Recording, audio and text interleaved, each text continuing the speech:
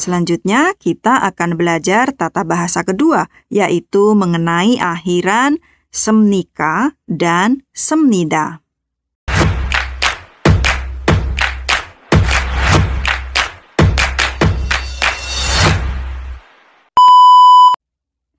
Akhiran ini merupakan akhiran yang dilekatkan pada akar kata kerja atau kata sifat yang berfungsi untuk membuat kalimat menjadi bentuk sopan dan formal. Biasanya digunakan ketika bertanya atau menjelaskan mengenai suatu hal pada kondisi yang formal, seperti di sebuah rapat, presentasi, penyampaian laporan, dan lain sebagainya. Semnika atau biepnika adalah akhiran penanda kalimat tanya formal, dan biemnida dan semnida merupakan akhiran penanda kalimat berita atau pernyataan. Bentuk biepnika dan biepnida dilekatkan pada akar kata kerja atau kata sifat yang diakhiri dengan vokal atau konsonan real. Sebagai contoh, manada bertemu menjadi manamnika, manamnida. Salda tinggal menjadi samnika dan samnida. Ya, untuk yang berakhiran dengan real atau huruf L mati, maka real atau huruf L tersebut harus dilesapkan terlebih dahulu. Kemudian, semnika dan semnida dilekatkan pada akar kata kerja atau kata sifat yang berakhiran dengan konsonan kecuali konsonan real.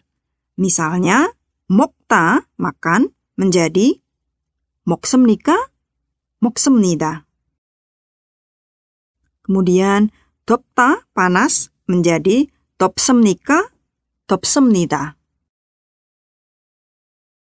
Jika yang dilekati adalah kata benda, maka akhiran formal bentuk tanya yang digunakan adalah imnika dan akhiran bentuk pernyataan formal yang digunakan adalah imnida. Misalnya, 회사원 menjadi 회사원 imnika, apakah seorang karyawan? 회사원입니다, seorang karyawan. 의사 menjadi 의사입니까? 의사입니다. Mari kita coba terjemahkan kalimat berikut ini dalam bentuk formal. Kampung halaman saya adalah Bandung. 제 고향은 반동입니다. Beliau itu adalah bos kami. 저분이 우리 사장님입니다. Bapak manajer, apakah Bapak sudah makan? 과장님, 식사하셨습니까? Saya akan menyampaikan jadwal pertemuan berikutnya. 다음 회의 일정을 말씀드리겠습니다. Sebetulnya, apa bedanya akhiran kalimat bentuk ayo, oyo dengan semnika dan semnida?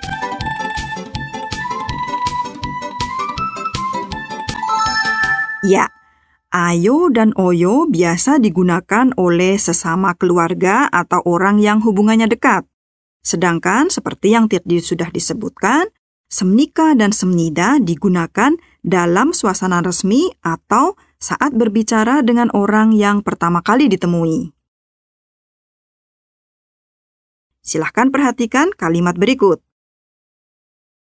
리안 씨, 주말에 뭐 했어요? Rihan, apa yang kamu lakukan akhir minggu lalu? 엄마, 언제 장을 보실 거예요? Ibu, kapan mau belanja? Dua kalimat tadi menggunakan ayo dan oyo. Mengapa demikian? Ya, betul sekali. Karena percakapan tersebut terjadi dalam suasana informal dan dilakukan oleh dua orang yang sudah dekat. Yang pertama antara Rihan dengan temannya, sedangkan yang kedua percakapan antara seseorang dengan ibunya. Bandingkan dengan kalimat berikut.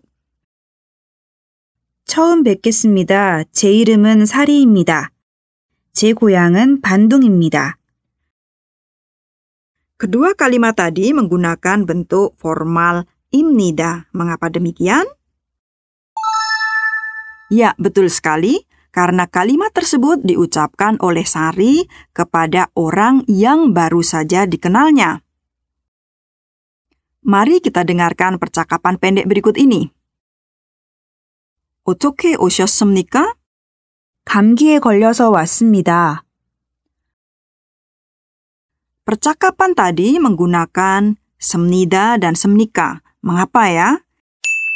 Ya, karena percakapan ini terjadi dalam suasana formal antara seorang dokter atau perawat dengan pasien yang tidak memiliki hubungan yang dekat. Dalam kasus tadi, dokter atau perawat menanyakan tujuan kedatangan pasien. Kemudian pasien menjelaskan bahwa dia datang karena sakit flu. 어디가 아픕니까? Bagian mana yang sakit? 머리가 아프고 열이 납니다. Saya sakit kepala dan merasa demam. Sekarang Anda sudah bisa membedakan bentuk ayo, oyo dengan semnida dan semnika, bukan? Teman-teman, demikianlah pelajaran kita kali ini. Sebelum kita tutup, mari kita review sebentar. Kata hubung emyon adalah bentuk yang digunakan untuk menunjukkan syarat. Dalam bahasa Indonesia sering diterjemahkan dengan ungkapan seperti jika ... Kemudian akhiran semnika dan semnida adalah akhiran yang digunakan untuk membuat kalimat formal. Ya, 여러분, 한국에 오면 무엇을 하고 싶습니까?